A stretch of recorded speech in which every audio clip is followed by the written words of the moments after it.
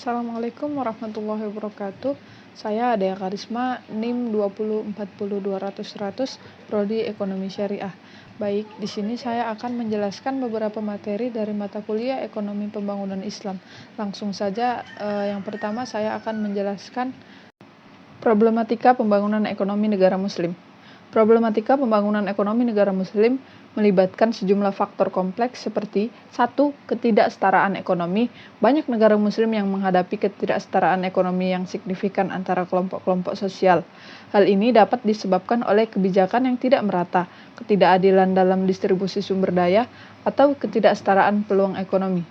Yang kedua, kurangnya diversifikasi ekonomi. Sebagian besar negara Muslim masih bergantung pada sektor ekonomi tertentu, seperti sumber daya alam atau industri tertentu. Kurangnya diversifikasi dapat membuat ekonomi mereka rentan terhadap fluktuasi harga komoditas global dan ketidakpastian ekonomi. Yang ketiga, rendahnya tingkat inovasi. Beberapa negara Muslim menghadapi tantangan dalam merangsang inovasi dan pengembangan teknologi. Faktor seperti pendidikan yang kurang mendukung, kekurangan infrastruktur riset, dan regulasi yang kompleks dapat menghambat kemajuan inovatif. Yang keempat, tantangan keuangan dan pembangunan infrastruktur. Kelemahan dalam sistem keuangan termasuk rendahnya inklusi keuangan dan kurangnya akses permodalan dalam membatasi kemampuan negara Muslim untuk mengembangkan infrastruktur yang dibutuhkan untuk pertumbuhan ekonomi yang berkelanjutan. Yang kelima, permasalahan ketenaga kerjaan. Tingkat pengangguran yang tinggi dan ketidaksesuaian antara keterampilan yang dimiliki oleh angkatan kerja dengan tuntutan pasar dapat menjadi hambatan serius bagi pembangunan ekonomi. Yang keenam, isu pendidikan. Kualitas pendidikan sering menjadi permasalahan dengan kekurangan fasilitas, kurangnya tenaga pendidikan yang berkualitas dan kesejahteraan dalam akses pendidikan antar wilayah. Yang ketujuh, krisis politik dan konflik. Negara-negara Muslim yang terlibat dalam konflik atau mengalami ketidakstabilan politik cenderung kesulitan untuk fokus pada pembangunan ekonomi jangka panjang. Yang kedelapan, ketergantungan pada bantuan luar negeri. Beberapa negara Muslim terlalu bergantung pada bantuan eksternal yang dapat mengakibatkan ketergantungan dalam kurangnya kontrol atas kebijakan ekonomi mereka sendiri. Penyelesaian problematika ini memerlukan upaya bersama melalui reformasi kebijakan ekonomi, investasi dalam pendidikan dan riset, promosi inovasi, serta perbaikan dalam tata kelola ekonomi dan kelembagaan, peningkatan kerjasama antar negara Muslim, dan upaya memperbaiki sistem pendidikan dan pelatihan juga dapat membantu mengatasi beberapa tantangan tersebut.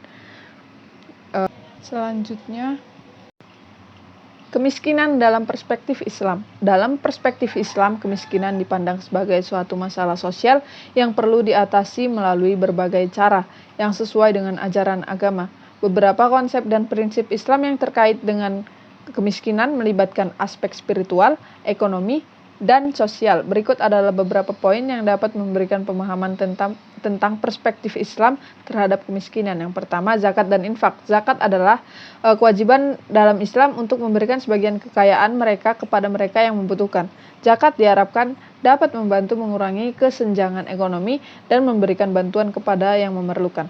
Yang kedua, keadilan sosial. Islam mendorong keadilan sosial dan mengajarkan perlakuan yang adil terhadap semua orang tanpa memandang status sosial atau ekonomi. Tindakan diskriminatif terhadap orang miskin dianggap bertentangan dengan nilai-nilai Islam.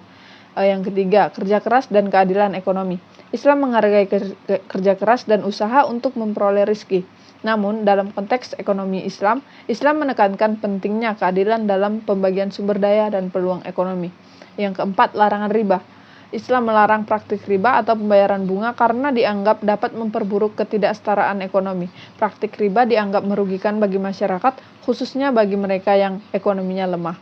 Yang kelima, sedekah. Selain zakat dan infak, Islam juga mendorong umatnya untuk memberikan sedekah atau amal kebajikan secara sukarela. Tindakan ini diharapkan dapat membantu mereka yang membutuhkan. Yang keenam, pendidikan dan pelatihan. Islam menekankan pentingnya pendidikan dan pengetahuan dengan meningkatkan kualifikasi dan keterampilan seseorang dapat memiliki lebih banyak peluang untuk meningkatkan kesejahteraannya dan keluar dari kemiskinan. Yang ketujuh, solidaritas sosial. Islam mengajarkan nilai-nilai solidaritas untuk saling peduli antar individu dan komunitas. Masyarakat diharapkan untuk membantu satu sama lain dan bekerja bersama dalam mengatasi masalah kemiskinan. Dengan mengimplementasikan nilai-nilai ini, umat Islam diharapkan dapat berkontribusi dalam mengurangi kemiskinan dan membangun masyarakat yang lebih adil dan sejahtera. Kebijakan pembangunan dalam Islam. Islam memiliki pedoman-pedoman umum terkait pembangunan yang tercermin dalam ajaran-ajaran Al-Quran dan hadis, meskipun tidak ada kebijakan pembangunan yang spesifik atau rinci dalam Al-Quran dan hadis tersebut. Prinsip-prinsip ini kemudian diinterpretasikan oleh para pemimpin Muslim dan cendekiawan Islam untuk membentuk kerangka kerja bagi kebijakan pembangunan. Beberapa prinsip utama dalam perspektif Islam yang terkait dengan pembangunan tersebut yaitu yang pertama, keadilan sosial dan ekonomi. Islam menekankan keadilan sosial dan ekonomi sebagai bagian integral dari kehidupan masyarakat. Pembangunan seharusnya menghasilkan distribusi yang adil dari sumber daya dan kekayaan di antara anggota masyarakat. Yang kedua, keseimbangan ekonomi. Islam menolak ketidakseimbangan ekonomi yang ekstrim dan menekankan pentingnya memelihara keseimbangan antara hak dan kewajiban, kebutuhan dan keinginan, serta hak individu dan hak kolektif. Yang ketiga, pemberdayaan ekonomi. Islam mendorong pemberdayaan ekonomi termasuk upaya untuk mengentaskan kemiskinan melalui pembangunan usaha dan pelatihan keterampilan agar masyarakat dapat mandiri secara ekonomi. Yang keempat, larangan riba atau bunga. Islam melarang praktik riba atau pembayaran bunga karena dianggap merugikan masyarakat dan dapat menyebabkan ketidaksetaraan ekonomi. Sebagai alternatif, Islam mendorong investasi dan kegiatan ekonomi yang berlandaskan keadilan. Yang kelima, pendidikan. Islam menekankan pentingnya pendidikan dan pengetahuan. Investasi dalam pendidikan dianggap sebagai salah satu cara untuk mencapai pembangunan yang berkelanjutan dan meningkatkan kesejahteraan masyarakat. Yang keenam, perlindungan lingkungan. Islam mengajarkan kewajiban untuk menjaga alam dan lingkungan. Kewajiban pembangunan seharusnya memperhatikan keberlanjutan dan perlindungan lingkungan agar tidak merugikan generasi yang akan datang. Yang ketujuh, kepemimpinan yang adil. Pemimpin diharapkan untuk bertanggung jawab terhadap kebijakan-kebijakan yang mereka implementasikan. Penerapan prinsip-prinsip yang telah saya sebutkan tadi dapat membentuk dasar untuk kebijakan pembangunan dalam kompleks Islam. Bagaimanapun konsep-konsep ini bersifat umum dan diimplementasikan dapat bervariasi tergantung pada konteks sejarah, budaya, dan politik dari masyarakat Muslim tertentu. Sumber-sumber pembiayaan dalam Islam. Pembiayaan syariah. Pembangunan mengacu pada metode pembiayaan yang sesuai dengan prinsip-prinsip ekonomi syariah. Beberapa sumber pembiayaan syariah yang umumnya digunakan dalam konteks pembangunan melibatkan instrumen dan lembaga keuangan yang sesuai dengan prinsip-prinsip syariah. Berikut adalah beberapa sumber pembiayaan syariah dalam pembangunan. Yang pertama, zakat dan infak. Zakat adalah kewajiban bagi umat muslim untuk memberikan sebagian kekayaannya kepada yang berhak menerima seperti fakir, yatim piatu, dan kaum du'afa. Zakat dapat digunakan untuk membiayai proyek-proyek pembangunan sosial dan ekonomi. Kemudian infak adalah sumbangan sukarela yang diberikan oleh umat muslim untuk kepentingan kemanusiaan dan pembangunan. Infak juga dapat menjadi sumber-sumber pembiayaan dan untuk proyek-proyek yang bertujuan meningkatkan kesejahteraan masyarakat. Yang kedua, wakaf. Wakaf adalah sumbangan atau aset yang diberikan oleh individu atau lembaga untuk kepentingan umum, seperti pembangunan sekolah, rumah sakit, atau masjid. Pendapatan dari aset wakaf dapat digunakan untuk mendukung proyek-proyek pembangunan jangka panjang. Yang ketiga, mudharabah dan musyarakah. Mudharabah adalah bentuk kerjasama bisnis di mana satu pihak menyediakan modal dan pihak lainnya menyediakan keterampilan atau manajemen. Keuntungan dari bisnis tersebut dibagi sesuai kesepakatan awal. Kemudian musyarakah adalah bentuk kemitraan di mana dua pihak atau lebih menyumbangkan modal untuk tujuan bisnis tertentu. Keuntungan dan kerugian dibagi sesuai kesepakatan. Yang keempat, ijarah atau sering disebut juga leasing. Ijaro adalah bentuk sewa yang digunakan dalam pembiayaan syariah. Dalam konteks pembangunan, ijaro dapat digunakan untuk mendanai proyek-proyek infrastruktur seperti jalan, jembatan, atau fasilitas umum lainnya. Yang kelima, suku. Suku adalah instrumen keuangan yang mirip dengan obligasi konvensional. Suku mewakili kepemilikan aset dan memberikan pendapatan dari proyek atau investasi yang didanai oleh suku tersebut. Yang keenam, qardul hasan atau pinjaman sosial, yaitu pinjaman tanpa bunga atau dengan bunga sangat rendah yang diberikan untuk membantu individu atau komunitas yang membutuhkan. Pinjaman ini dapat digunakan untuk mendukung proyek-proyek pembangunan. Yang ketujuh, Baitul Mal. Baitul Mal adalah lembaga keuangan yang menyediakan dana untuk kepentingan umum, termasuk pembangunan. Dana ini biasanya berasal dari sumbangan dan zakat. Pembiayaan syariah dalam pembangunan menekankan prinsip-prinsip keadilan, transparansi, dan keberlanjutan. Strategi pembangunan dalam Islam. Strategi pembangunan dalam Islam mencakup berbagai pendekatan yang didasarkan pada prinsip-prinsip ajaran Islam. Meskipun tidak ada formula yang kaku, namun ada beberapa strategi umum yang dapat diidentifikasi sebagai bagian dari pembangunan dalam konteks Islam. Berikut ini adalah beberapa strategi pembangunan dalam Islam. Yang pertama, pendidikan. Investasi dalam pendidikan Islam. Islam menekankan pentingnya ilmu, pengetahuan, dan pendidikan. Strategi pembangunan harus mencakup investasi yang signifikan dalam pendidikan agar masyarakat dapat mengembangkan keterampilan dan pengetahuan yang diperlukan untuk mencapai kemajuan. Yang kedua, keadilan sosial dan ekonomi. Distribusi kekayaan yang adil.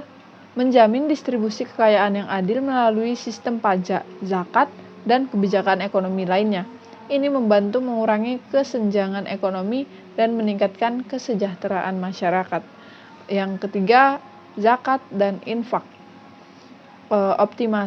Optimalisasi zakat dan infak meningkatkan efisiensi dalam pengumpulan dan distribusi zakat dan infak untuk mendukung proyek-proyek pembangunan. Memastikan bahwa dana ini digunakan secara tepat dan efektif untuk membantu mereka yang membutuhkan. Yang keempat, pemberdayaan ekonomi. Pemberdayaan masyarakat ekonomi. Mendorong pemberdayaan ekonomi masyarakat melalui program-program yang mendukung usaha kecil dan menengah atau UKM, pelatihan keterampilan dan akses modal. Yang kelima, larangan riba atau bunga. Promosi sistem keuangan syariah. Memperkuat sistem keuangan syariah dengan mendorong penggunaan instrumen-instrumen keuangan Islam seperti mudharabah, musyarakah, dan suku, serta menghindari praktik riba. Yang keenam, pengelolaan lingkungan. Keberlanjutan lingkungan menerapkan kebijakan pembangunan yang memperhatikan keberlanjutan lingkungan. Islam menuntut kewajiban manusia untuk menjaga dan merawat alam sehingga strategi pembangunan harus memperhatikan dampak lingkungan. Yang ketujuh, solidaritas sosial. Peningkatan solidaritas mendorong solidaritas sosial dan rasa tanggung jawab terhadap sesama. Program-program kegiatan sosial dan kemanusiaan dapat mendukung mereka yang kurang beruntung dalam masyarakat. Yang kedelapan, kepemimpinan yang adil. Kepemimpinan yang adil memastikan bahwa pemerintah dan kepemimpinan dijalankan dengan prinsip keadilan, transparansi, dan akuntabilitas. Pemimpin diharapkan dapat untuk bertanggung jawab dan berkomitmen untuk meningkatkan kesejahteraan masyarakat. Yang kesembilan, inovasi dan pengembangan teknologi. Pengembangan teknologi mendorong inovasi dan pembangunan teknologi yang sesuai dengan prinsip-prinsip Islam untuk meningkatkan produktivitas dalam efisiensi dalam berbagai sektor. Yang kesepuluh, pemeliharaan identitas budaya.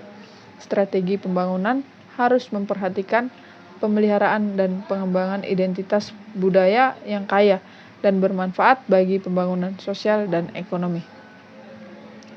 Penting untuk dicatat bahwa strategi yang telah saya sebutkan tadi perlu disesuaikan dengan konteks sosial, ekonomi, dan politik masing-masing masyarakat Islam dan implementasinya dapat bervariasi tergantung pada kebutuhan dan tantangan lokal. Demikian yang dapat saya sampaikan, kurang dan salahnya saya mohon maaf.